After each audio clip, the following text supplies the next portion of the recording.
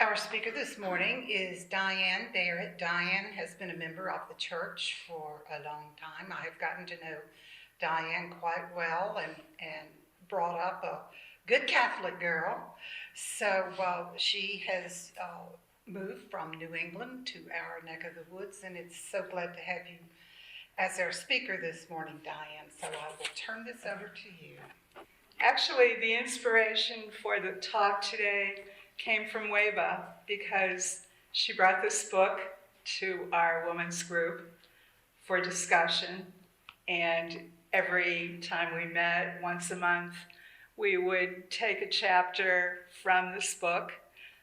This was put together by Christine Robinson, who's the senior minister of the Unitarian Church in Albuquerque, New Mexico. And when we came to chapter 7, I was just blown away, really, by what was said in that chapter. And it was really based on a sermon that William Ellery Channing gave in 1838. And so much of what is said in these 8 or 10 pages is so significant, I think, to everyone's life. And I just want to take a few moments to read some excerpts from that chapter. We have a duty to cultivate aspects of our inner lives, such as self-respect, self-care, wisdom, and peace of mind. The side of self-culture that involves our ability to act ethically, understand, empathize with, and care for others, and attempt to influence society for the better was also very important to Channing, who was a social activist and abolitionist. Okay, in 1838, the Civil War had not taken place yet. Slavery was definitely part of the society. And at first, Channing was not an abolitionist because he didn't like to join closed groups. He didn't like everything that the abolitionists were doing. He did not like extreme measures. But toward the end of his life, when he gave the lecture, which I'm going to talk to you about, he was 58 years old. He would live to the age of 62. But by the time he was age 58, he had come to the decision that he had to declare himself an abolitionist. And so even though he didn't join the cause early, he did decide later on that would be what he would do.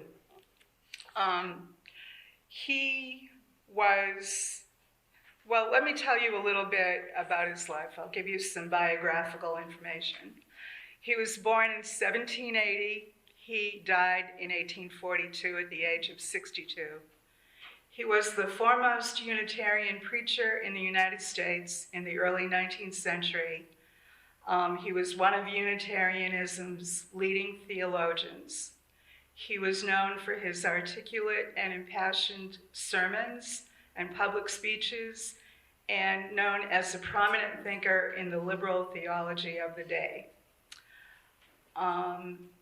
The principles and tenets of the developing philosophy and theology of Unitarianism led to the organization in 1825 of the first Unitarian denomination in America. It was called the American Unitarian Association.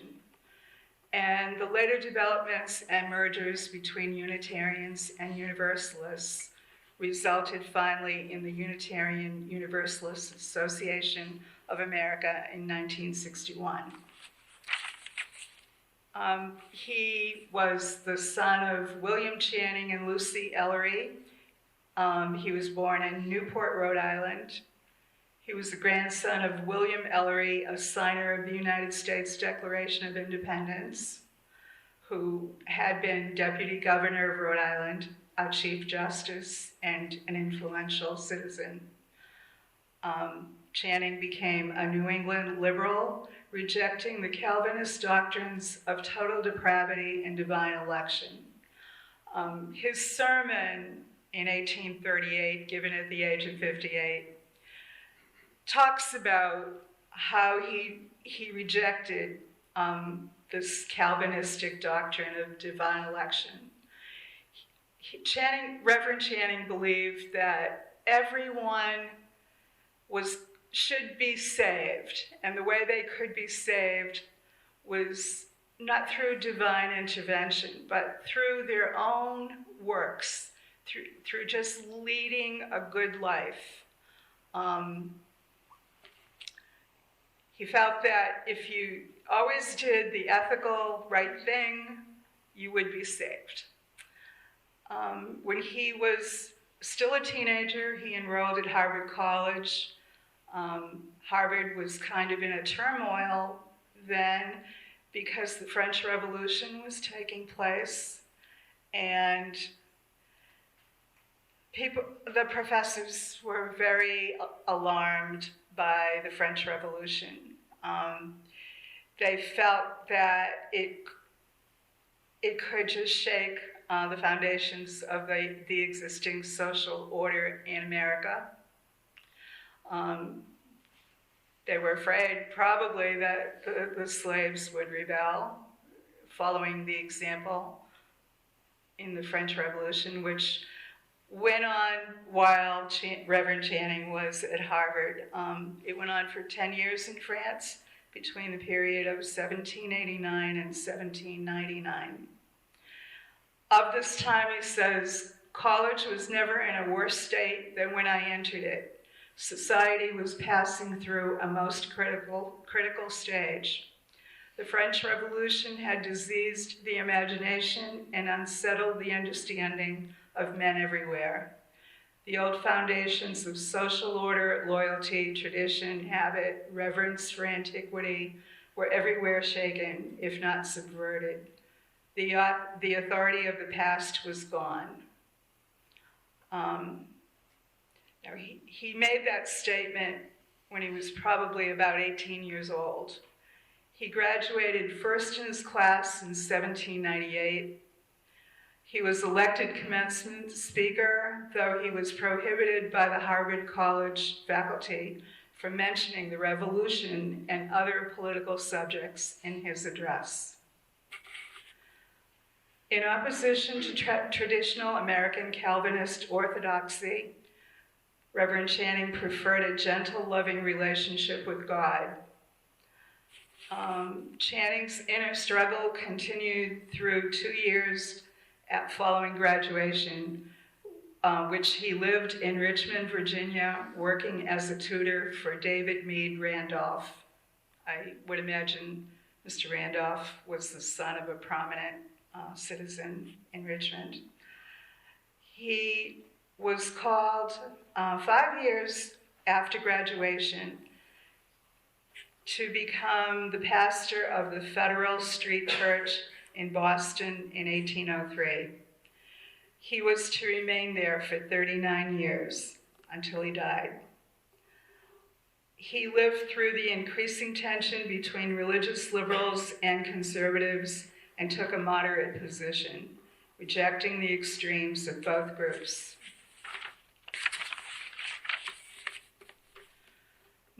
Notwithstanding his moderate position, Channing later became the primary spokesman and interpreter of Unitarianism. He was often called to go to different parts of the country and speak. He was especially welcomed in Baltimore, which was founding some Unitarian churches, and he made history in 1819 when he delivered what is still called the Baltimore Sermon. The sermon or address was given and was entitled Unitarian Christianity.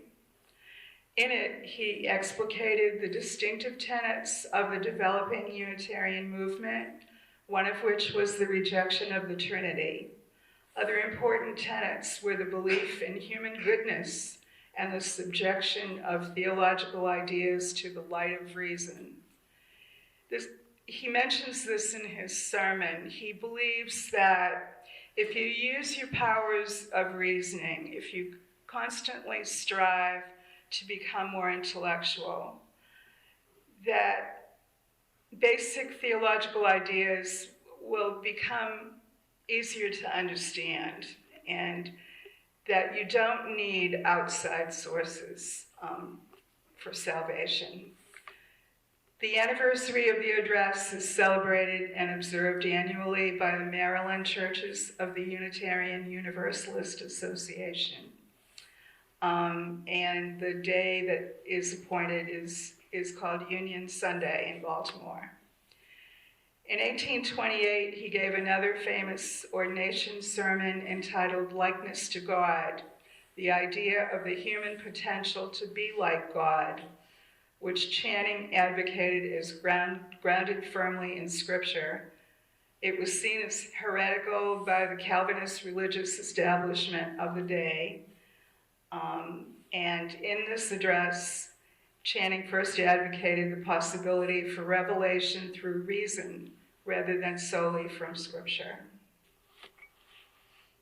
Okay, that's just, some information to let you know where he was coming from.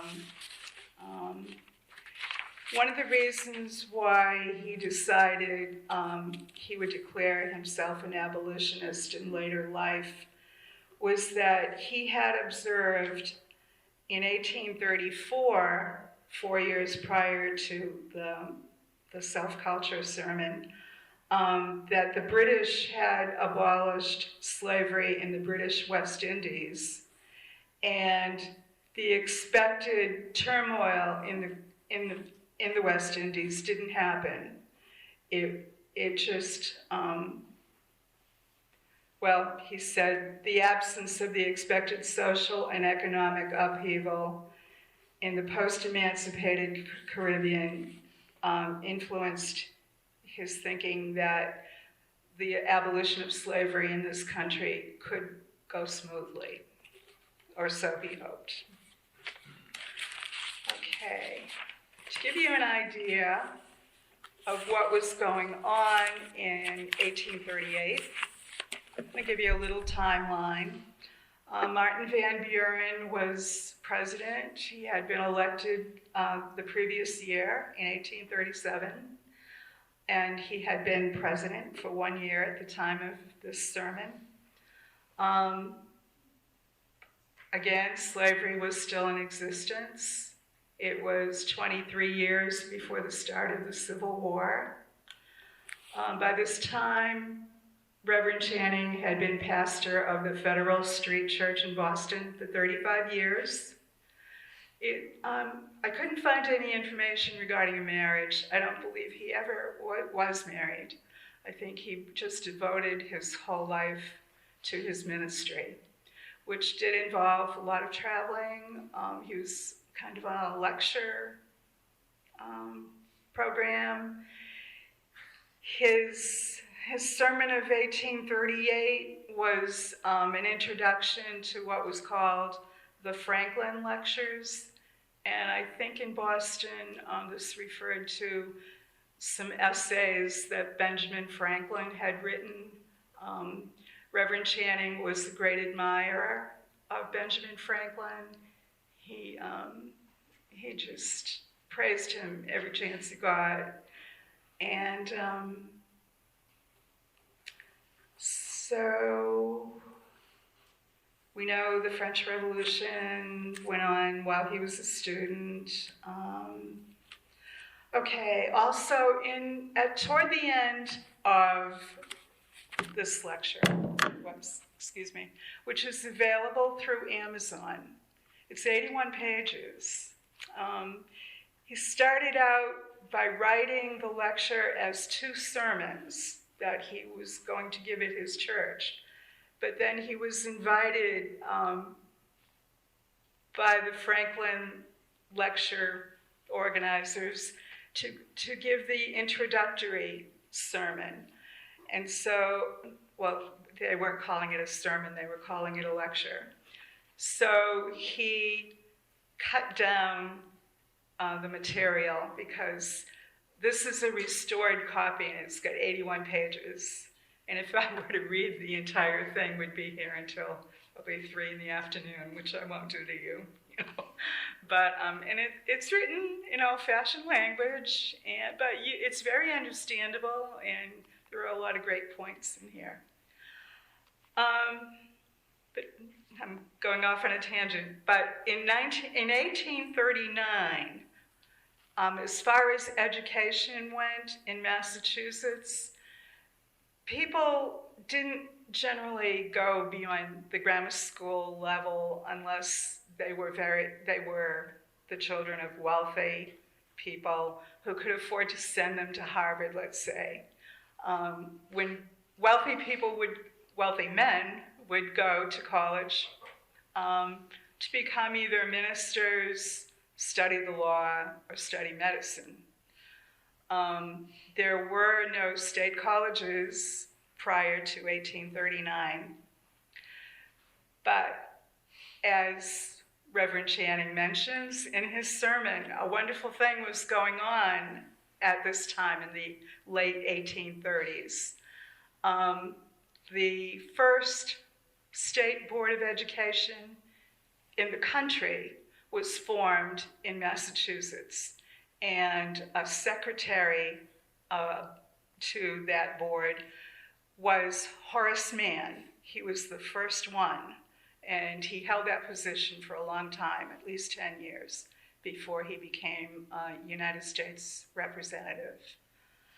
And it was Horace Mann's, it wasn't his idea. Actually, the idea for the normal schools, which started in the late 1830s, was the idea of a man named James Carter. And I'm curious as to whether he was related to Jimmy Carter. But in Massachusetts, James Carter was, he was a state rep, and he advocated the passing of a bill that would sanction the foundation of state schools that were called normal schools, set up for the explicit purpose of training teachers. And because education in Massachusetts at that time was really limited to like maybe 4 months out of the year, because it was pretty much still an agrarian society. And the children were needed on the farms and to help out at home, so they weren't getting proper schooling. And this man, James Carter, felt that if Massachusetts had a board of education and set up normal schools to train teachers, mainly women, because they found that women had more patience with the children, this would be good. And they asked Horace Mann to be the secretary. And Horace Mann, it's amazing, but he had a very limited education himself. He only was able, because of duties at home, to attend school 6 weeks out of the year. And that amazing man just took on this task of setting up normal schools. And even though he had a limited education all his life, he would go to the local library and just absorb as much as he could there. And he obviously was brilliant. And he did a great service to Massachusetts. He set up the first normal school in Lexington, Massachusetts in 1839. And probably after that, 2 more in the coming years, in the next 5 years. And all in all, Massachusetts would end up with 10 normal schools the last one in Lowell, Massachusetts, where I was born, and where I attended college. Luckily, by the time I attended, they had changed the name of the college from the Lowell Normal School to Lowell State College. It had in between been Lowell State Teachers College, but they realized they wanted more students than just prospective teachers. They wanted to broaden their appeal. So when I found out that my college used to be called the Lowell Normal School, it kind of, made me a little nervous, like, what is normal? And normal and mainstream, I have a hard time with those words. So, and another important thing going on at the time was in Lowell, I don't know if you've heard this, but women were being brought in from Maine, New Hampshire, any other state where they could get them. Women were brought into Lowell to work in the textile mills. So women were entering the workforce through teaching and working in the textile mills. And the mills actually set up boarding houses for these girls. And this movement took place between 1826 and 1860. So by the time Reverend Channing is giving his sermon in 1838, the women in Lowell, 30 miles north of Boston, were working. They had been working for 12 years. So this explains why the people who attended his lecture were men and women. He had set out to give this lecture to laborers, and women were becoming laborers, so they were invited. One interesting thing I learned about the normal schools was when the first one was set up, they actually had a separate entrance for women and a separate entrance for men. So it makes me wonder if they had separate entrances to the place where they had his talk, his lecture. Probably not. So it's kind of an interesting idea to think that men and women were probably attending this lecture together for the first time, like co-ed education. So, what did he talk about? Well,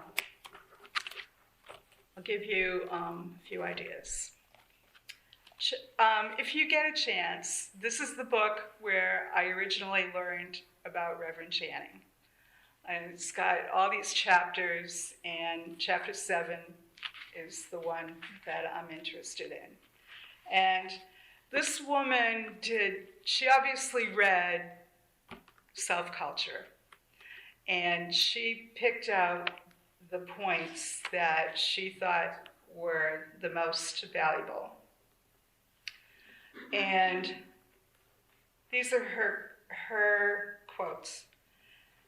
By virtue of our humanity, they thought, everyone, by they, it's the people of the time, the transcendentalists, Ralph Waldo Emerson, Henry David Thoreau. Everyone has a duty to develop his or her gifts, expand his or her talents, add to human knowledge, and develop spiritually, and to do so throughout our lives. The transcendentalists call this sacred duty self-culture.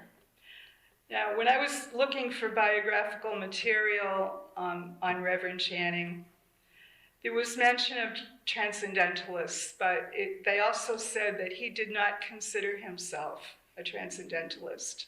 He thought they were too extreme. He had a nephew who was a friend of Henry David Thoreau, and this man had a family and abandoned them to go into the woods and to meditate. And Reverend Channing thought this was despicable. So he did not embrace all of the transcendentalists. although two of his nephews were. The duty of self-culture was first articulated by Reverend William Ellery Channing as part of his ministry. He was a popular public speaker in Boston.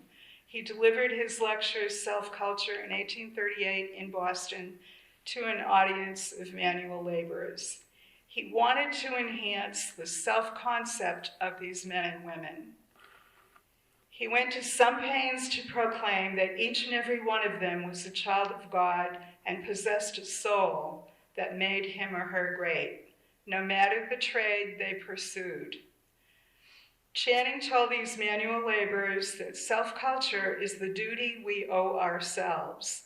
This is our human calling, he said, to care for ourselves and unfold and perfect ourselves.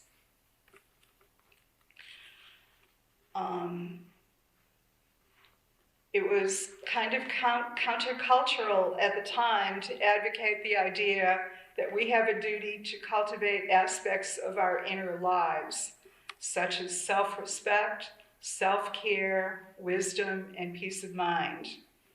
However, the side of self-culture that involves our ability to act ethically, empathize with and care for others, and attempt to influence society for the better was also very important to Channing, who was a social activist. Channing told his audience of laborers that we humans have two powers that make it possible to cultivate the garden of ourselves: self-searching and self-forming. Self-searching is our ability to watch ourselves, notice patterns, and remember our past. Self-forming is the ability to decide to change directions, to break habits, form new ones, and take ourselves in hand and try something new. We can figure ourselves out, in other words, guide our own growth, curb our own behavior, control our own passions, and impel our own learning. I think it's important to point out that during his time, and he mentions this in the self-culture lecture, there was alcohol abuse going on. I have a feeling that Reverend Channing did not imbibe. And he really kind of tells the people in his lecture, who attended his lecture, that they would do better if they didn't drink. For one thing, he felt they would be a better influence on their children.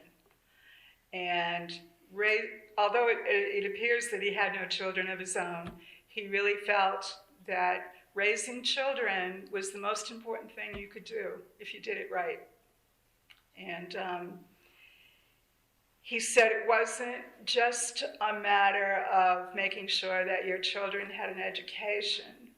You had to make sure that your children grew into ethical people. And he felt that you could do this better if you were sober.